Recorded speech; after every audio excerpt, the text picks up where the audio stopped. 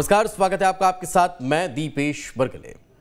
पन्ना में एक बार फिर जंगली जानवरों का आतंक देखने को मिल रहा है। भालू ने मंदिर से लौट रहे पति पत्नी को जख्मी कर दिया। जंगली जानवरों के आदमखोर बनने की ये कोई पहली घटना नहीं है। इससे पहले भी कभी भालुओं ने तो कभी हाथियों ने तो कभी बाघों ने इंसानों का शिकार किया है। ऐसे में कई सवाल खड़े होते हैं जिनके जवाब तलाशेंगे। पहले ये रिपोर्ट देखिए। मध्य प्रदेश में जंगली जानवरों के आतंक की कहानी एक बार फिर देखने को मिली है। ताजा मामला पन्ना जिले का है। यहाँ के खेरमाई के पास एक आदमखोर भालू ने मंदिर से लौट रहे एक दंपत्ति को अपना शिकार बना लिया। आदमखोर भालू करीब 5 घंटे तक मृत शरीर के ऊपर चहलकदमी करता रहा और शवों को नोच नोच कर खाता रहा। स्थानीय लोगों को जब ये बात पता चली तो मौके पर भीड़ जुट गई। भालू को भगाने की कोशिश की गई, लेकिन भालू नहीं भागा। वन विभाग की टीम को भी सूचना दी गई, लेकिन वन विभाग की टीम को मौके पर पहुंचने में करीब 2 घंटे का वक्त लग गया, जिससे लोगों में काफी गुस्सा देखने को मिला। हालांकि वन विभाग की टीम ने मौके पर पहुंचने के बाद आदमखोर भालू को बेहोश कर पकड़ने में 1 घंटे से ज्यादा का वक्त लगा दिया। प्रशासन ने मृतक के परिजनों को 4-4 लाख रुपए मुआवजा देने का ऐलान किया है। वहीं घटना की जानकारी मिलते ही इलाके के सांसद और बीजेपी प्रदेश अध्यक्ष वीडी शर्मा मृतक के गांव पहुंचे। परिजनों को हर संभव मदद का भरोसा दिलाया। भारतीय जनता पार्टी की ओर से यहाँ का सांसद होने के नाते से मैं बहुत संवेदना व्यक्त करता हूँ और उनके परिवार के साथ हम सब लोग खड़े हैं। मैंने माननीय मुख्यमंत्री जी को भी सूचित किया है। कभी चुनाव आचार संहिता, इसलिए मैं कुछ बाकी चीज़ें नहीं कह सकता, लेकिन सरकारी तौर पर जो दोनों हमारे ऐसे व्यक्ति जो इस दुखद घटना में चले गए, उनके लिए सरकारी तौर पर और बाकी जो चीज़ें संभव हो सकती है वो सारी चीज़ें उनके लिए करेंगे। इंसानों पर जंगली जानवरों के हमले की ये पहली कहानी नहीं है।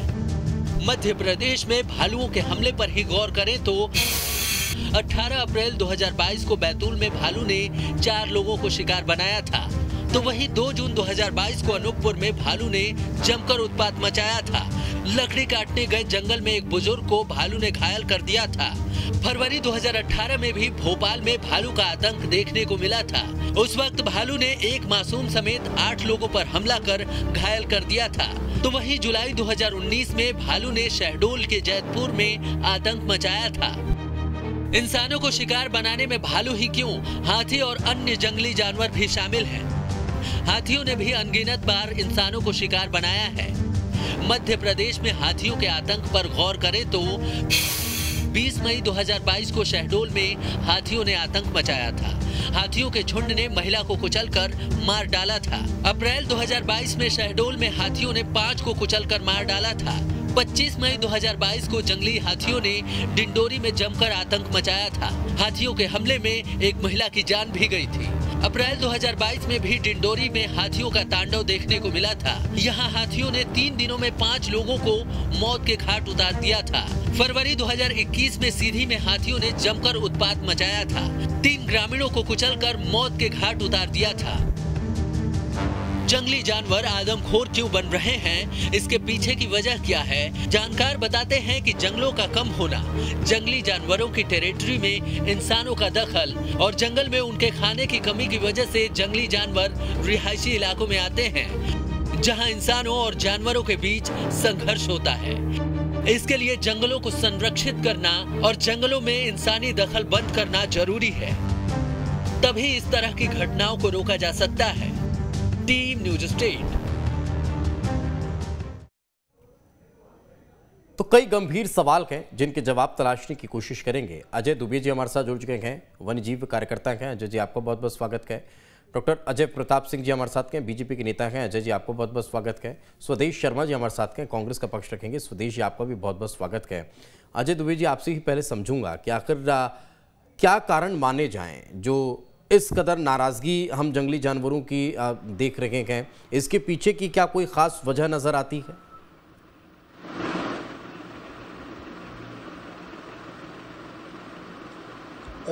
देखिए, अभी मैं आपके यहाँ स्टोरी में ये सुन रहा था कि भालू आदमखोर है और उसने उनको खाया है।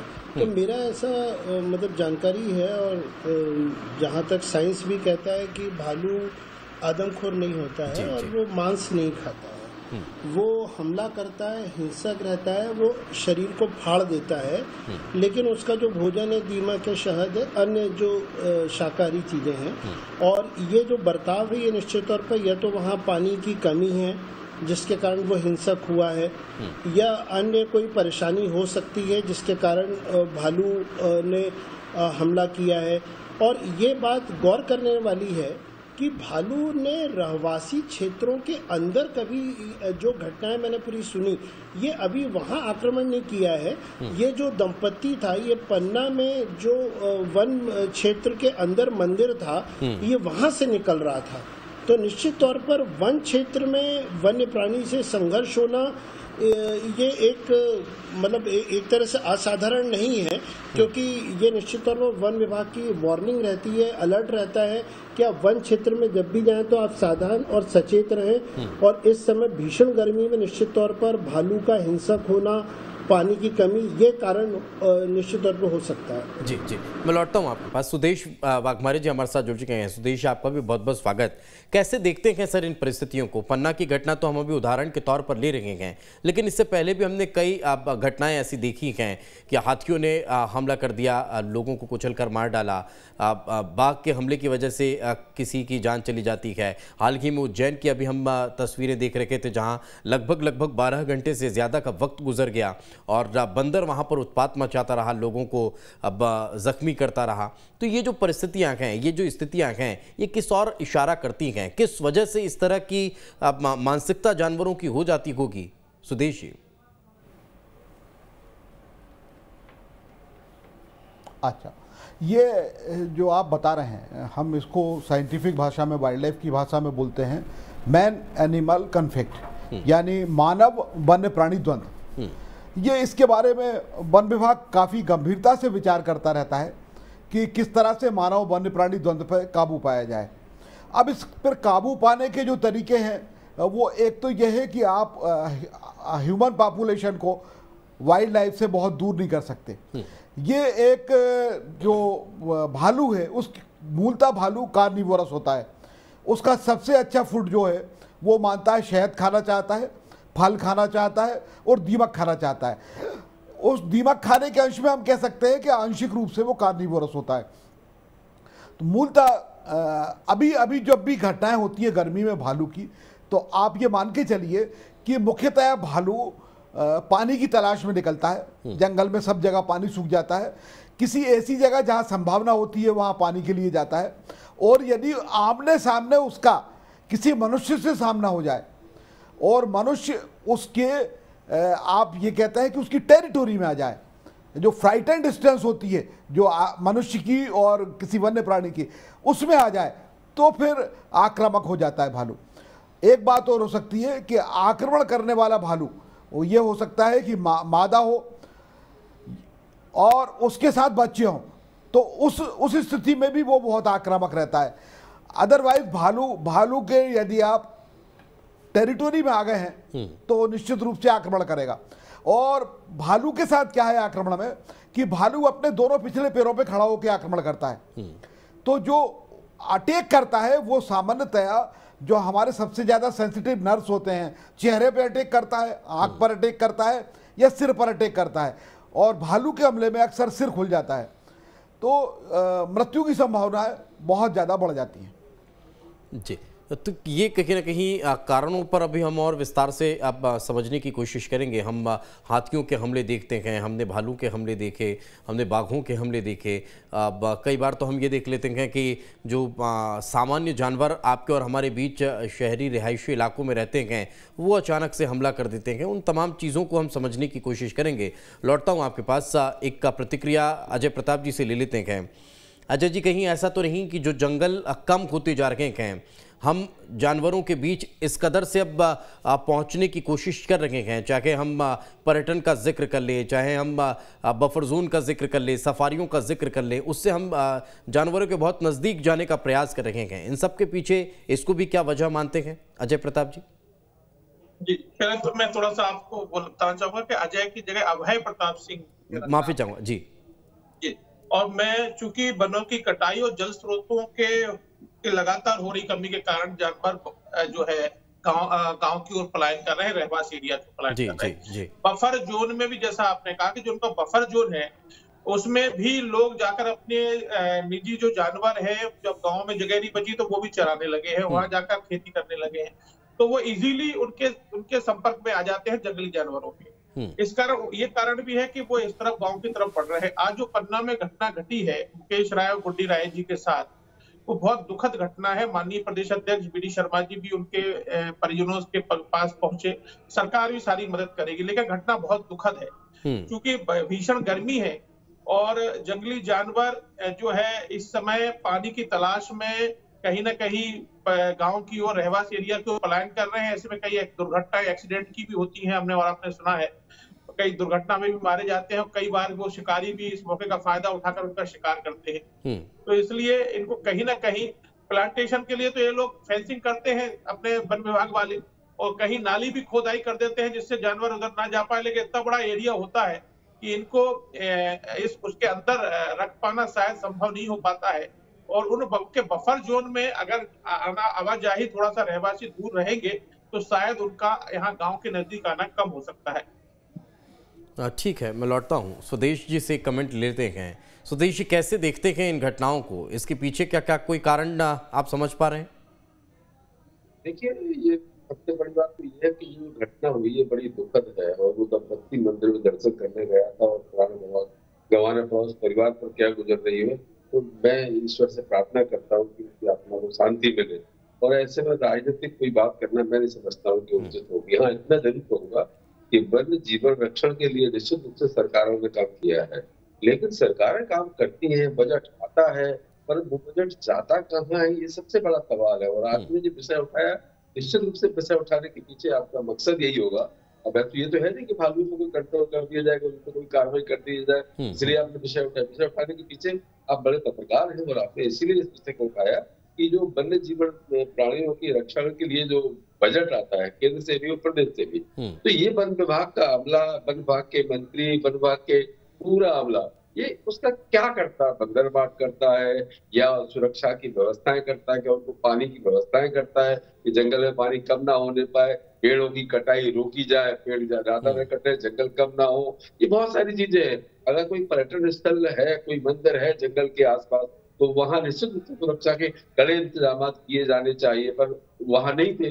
जब मंदिर था तो लोग आएंगे जाएंगे तो वहाँ इंतजाम होने चाहिए थे सुरक्षा के, पर वहाँ कोई इंतजाम नहीं था। ये सरकार पर सवाल तो खड़ा होता है, सरकार को इस पर ध्यान देने की जरूरत है। आज ये पन्ना की घटना हुई, कल हो सकता है दूसरी घटना न घटे, भगवान करे, प्रार्थना करूंगा ईश्वर से इस तरह की घटना दोबारा पुनरावृत्ति ना हो, और सरकार कोई कड़े इंतजाम इसमें करे और बजट का बंदरबाट ना हो करके कायदे से वो वन्य प्राणियों के लिए वो बजट जाए और लोगों की रक्षा के लिए सुरक्षा की व्यवस्था की जाए। ठीक, अजय जी से, अभय जी से कमेंट ले लेता हूं, उसके बाद अजय जी का रुख करूंगा। अभय जी, एक और महत्वपूर्ण सवाल किए, सुरक्षा का सवाल स्वदेश जी ने भी किया और वही मैं भी खड़ा कर रहा हूं। हमने हालांकि पहाड़ों, गुफाओं और जंगलों में भी जो देव स्थान थे जहां सुकून से ईश्वर रहा करते थे, वहां पर भी आपकी और हमारी पहुंच को गई है। हम भी उन मंदिरों तक पहुंचना चाह रहे हैं जहां प्राकृतिक का खूबसूरती बड़ी अच्छी होती है, पहाड़ों पर, कंदराओं में, गुफाओं में हम पहुँच रखे हैं। लेकिन इससे इतर क्या, एक तो सुरक्षा का बड़ा सवाल कि वहाँ पर उस स्तर की सुरक्षा व्यवस्था होनी चाहिए एक, और दूसरा कि हमने हाल ही में कुछ दिनों पहले की खबर है, होशंगाबाद के नज़दीक एक जंगल में पेड़ को बड़ा चमत्कारी पेड़ मान लिया गया और वहाँ पर इस कदर भीड़ होने लगी कि फिर 5-7 दिनों बाद वन विभाग को ऐसा लगा कि जंगल नष्ट हो जाएगा, वहाँ की परिस्थितियां ऐसी निर्मित हो गई थी। तो ये क्या समय रहते हमें और जागरूक होने की आवश्यकता है, दरकार है कि हमें समय रहते इस तरफ ध्यान देना चाहिए, अगर ऐसी व्यवस्थाएं हैं तो वहाँ उस तरह के इंतजामात कर दिए जाएं? अभय जी। निश्चित ही आपने जो विषय उठाया है, कई बार सूचनाएं लगी भी रहती हैं, बोर्ड लगे रहते हैं, लेकिन लोग ध्यान नहीं देते हैं। कई जगह बोर्डों पे लिखा भी रहता है कि यह जो है जंगली जानवर यहाँ पाए जाते हैं, इस तरह की सूचनाएं भी लगाई जाती है।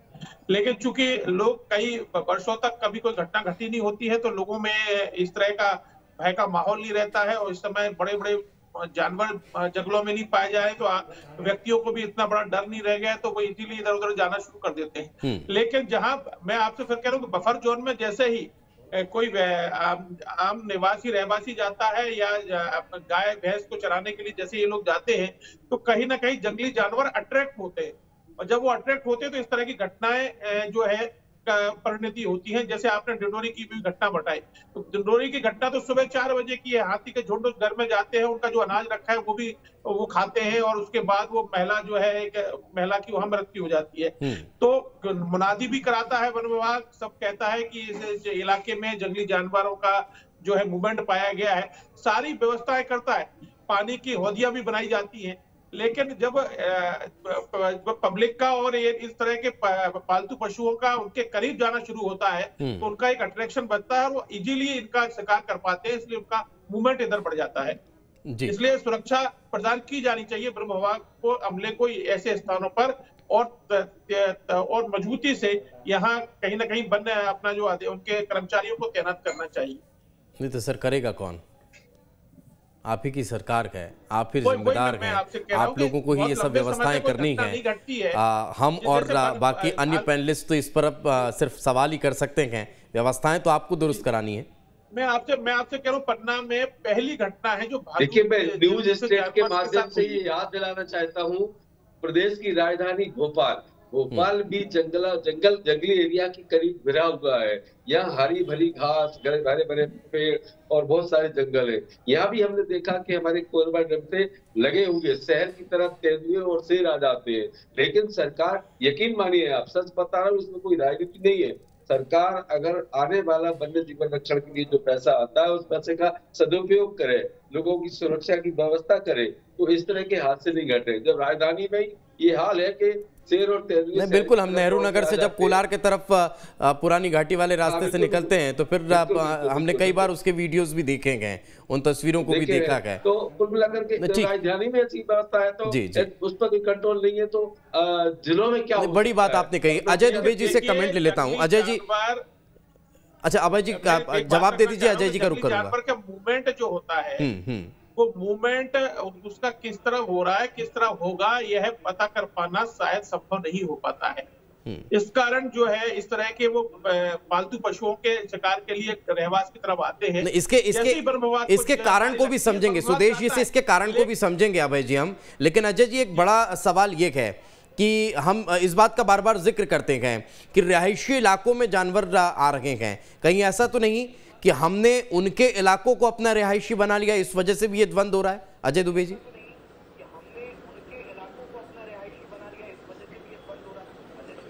देखिए, बिल्कुल निश्चित तौर पे ये बात है कि जंगलों की जो कटाई हो रही है अवैध तौर पे और वैधानिक तौर पे भी, जो डेवलपमेंट प्रोजेक्ट्स होते हैं, हाईवे बनते हैं, पावर प्लांट आता है, सीमेंट प्लांट आता है, और जो शहर बढ़ते हैं, तो निश्चित तौर पर जंगल की जमीन के ऊपर ही इंसान कब्जा करता है। लेकिन विकास के साथ यदि आप देखें कि ये जो अभी मैं अभय जी को सुन रहा था कि ये पन्ना का पहला इंसिडेंट है, ऐसा नहीं है। पन्ना में मानव और वन्य प्राणी संघर्ष के इतिहास, जहां वन्य प्राणी है वहां मानव के साथ संघर्ष होता है, और बांधवगढ़ में हाथी हो या टाइगर का संघर्ष होता है। लेकिन सरकार को इसके लिए वाइल्ड लाइफ में जो ट्रेंड ऑफिसर्स हैं उनको फील्ड पे उतारना चाहिए। सरकार की जो प्राथमिकता है कि राजनीतिक सिफारिशों पे अधिकारियों को बैठाती है, और जब सिफारिश पे अधिकारी जाता है तो वो केवल प्रेस नोट जारी करके इतिशी कर लेता है कि हाँ हम प्रयास कर रहे हैं। होता यह है कि जो नागरिकों को जागृत करना है, नागरिक स्थायी तौर पे निवासी हैं, यदि वन और वन्य प्राणियों के यदि आपको सुरक्षित रखना है तो सरकार को फील्ड पे उतर के, मंत्री अधिकारी ये सब फील्ड पे उतरें और लोगों को जागरूक करें। यदि जागरूक करेंगे तो अस्तित्व गरिमा में रहेगा, अदरवाइज जिसको मौका मिलेगा वो एक दूसरे को मारेंगे। बिल्कुल, ये सबसे महत्वपूर्ण है। सुदेश जी, मैं लौट रहा हूँ, अजय जी मैं लौट रहा हूँ आपके पास अगर वक्त रहा तो। सुदेश जी, एक बड़ा सवाल ये है कि मान लीजिए 60 किलोमीटर की टेरिटरी है, उस टेरिटरी के बीच में अगर हमें कहीं हाईवे निकालना है, हमने जंगलों को छोटा कर दिया और हाईवे वहां से निकाल दिया, तो जानवरों को तो पता है लगभग कि उनके 60 किलोमीटर का दायरा है, लेकिन हम अगर उसके बीच में से निकल रहे हैं तो फिर रिस्पॉन्सिबिलिटी किसकी, और इसको फिर संभाला कैसे जाए? देखिए, ये विकास के साथ इस तरह की चीज़ें चलती रहेंगी। हमको बिजली भी चाहिए, हमको मोबाइल भी 24 घंटे चलाना चाहिए, हमको एसी भी चाहिए, और हम चाहते हैं कि जंगल के बीच से सड़क नहीं निकले। ये संभव नहीं है, सड़क भी निकलेगी। और जहाँ तक जागरूकता का प्रश्न है, तो वन विभाग से ज़्यादा हर ग्रामीण जानता है, हर उस जंगल के आसपास रहने वाला व्यक्ति जानता है कि किस जानवर का कहाँ मूवमेंट होता है और वो जानवर कितना खतरनाक होता है। फिर भी लोग रिस्क लेके जाते हैं। अभी भोपाल की राजधानी की चर्चा चली, आपके पास अमला है जो कि टाइगर के लिए गश्त करता है, जंगली जानवरों के लिए, वो 50 का, और वहां पर मूवमेंट है कम से कम 10,000 लोगों का प्रतिदिन। तो ये जागरूकता की कमी सरकार पूरी नहीं कर सकती। ये आपको ऑटो सेंसर होना चाहिए जनता में, जिसका सर्वथा अभाव है। एक बात। दूसरी बात जो रहती है रेस्क्यू ऑपरेशन में, मैं समझता हूं मध्य प्रदेश देश में सबसे अच्छा, मध्य प्रदेश का वन विभाग रेस्क्यू ऑपरेशन करता है। मगर रेस्क्यू ऑपरेशन करने के लिए जो आपको ट्रैंकुलाइजर गन है, वो 20 मीटर पे केवल आपको काम कर सकती है। आप जानवर के पास 20 मीटर कई और चीजें हैं, लेकिन सुदेश जी, चूंकि मैं माफी चाहूंगा, वक्त इससे ज्यादा इजाजत दे नहीं रहा है। बहुत बहुत शुक्रिया आप चारों मेहमानों को हमारे साथ चर्चा में जुड़ने के लिए और बातचीत करने के लिए। लेकिन अब देखने वाली बात होगी कि इसके बीच का रास्ता किस तरह से निकलता है। इसी के साथ दीजिए इजाजत, नमस्कार।